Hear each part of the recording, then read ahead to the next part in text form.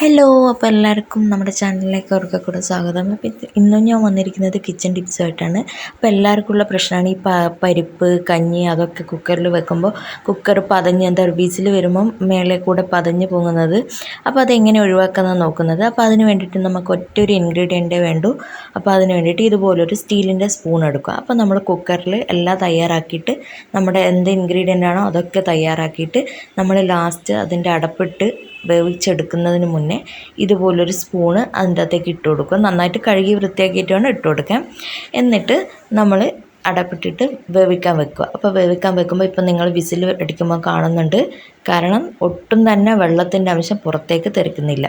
അപ്പോൾ ഇതാണ് ഒന്നാമത്തെ ടിപ്പ്. അപ്പോൾ ഈ ടിപ്പ് തീർച്ചയായിട്ടും 100% സക്സസ് ആകുന്നൊരു ടിപ്പാണ്.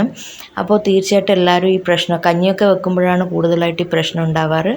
അപ്പോൾ ഇങ്ങനെ മേലിലെ കൂടെ വിസിൽ വരുമ്പോൾ മേലിലെ കൂടെ പതഞ്ഞ് പൊങ്ങുന്ന ഈ ഒരു ടിപ്പ് കൊണ്ട് നമുക്ക് ഒഴിവാക്കിയെടുക്കാം അപ്പോൾ സ്പൂണിട്ടെന്ന് വിചാരിച്ച് പരിപ്പൊന്നും വേവതൊന്നും ആയിട്ടില്ല. അപ്പോൾ നമുക്ക് അടുത്ത ടിപ്പിലേക്ക് പോകുന്ന മുന്നേ ആദ്യമായിട്ട് ചാനൽ കാണുന്നവരാണെങ്കിൽ പ്ലീസ് ഒന്ന് സബ്സ്ക്രൈബ് ചെയ്ത് ബെല്ലൈക്കൺ ക്ലിക്ക് ചെയ്തേക്കണേ. കൂടെ ഷെയർ ചെയ്യാനും ലൈക്ക് ചെയ്യാനും കമൻറ്റ് ചെയ്യാനും മറക്കണ്ട കേട്ടോ. അപ്പോൾ അടുത്ത ടിപ്പ് എന്താണെന്ന് വെച്ചാൽ നമുക്ക് എന്താ വെച്ചാൽ വെളുത്തുള്ളി എല്ലാവർക്കും ഉള്ള ബുദ്ധിമുട്ടാണ് വെളുത്തുള്ളി തൊലി കളയുക എന്നത്. അപ്പോൾ വെളുത്തുള്ളി തൊലി കളയാനൊരു സിമ്പിൾ ട്രിക്ക് ഉണ്ട്. നമ്മൾ ഇതുപോലെ ഒരു ഗ്രേറ്റർ, എന്തായാലും ഒരു ഗ്രേറ്റർ എല്ലാവരും വീട്ടിലുണ്ടാവും. അപ്പോൾ ഇതുപോലെ ഒരു ഗ്രേറ്റർ എടുത്തിട്ട് ഇതുപോലത്തെ ഒരു ഹോൾസ് എല്ലാ ഗ്രേറ്ററിലും ഉണ്ടാവും. അപ്പോൾ ഇതുപോലെ വലിയൊരു ഹോൾസ് ഇല്ലേ, ആ വലിയൊരു കുറേ ഹോൾസ് ഇല്ലേ, ചെറുതല്ല വലുത്.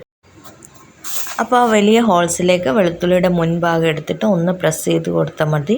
അപ്പോൾ തന്നെ നമുക്ക് പെട്ടെന്ന് തന്നെ വെളുത്തുള്ളിയുടെ മുൻഭാഗത്ത് തൊലി വിട്ട് കിട്ടും. പെട്ടെന്ന് തന്നെ നമുക്ക് പൊളിച്ചെടുക്കാനും കഴിയും. അപ്പോൾ വെളുത്തുള്ളി തൊലി കളയുക എന്നുള്ളത് വളരെ സിമ്പിളായിട്ടുള്ള ട്രിക്കാണ് ഇത് യൂസ് ചെയ്താൽ.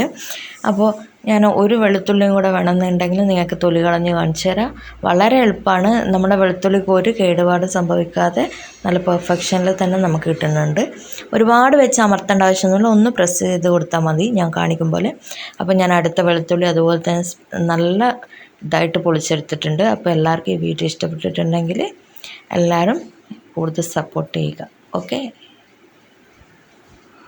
Thanks for watching.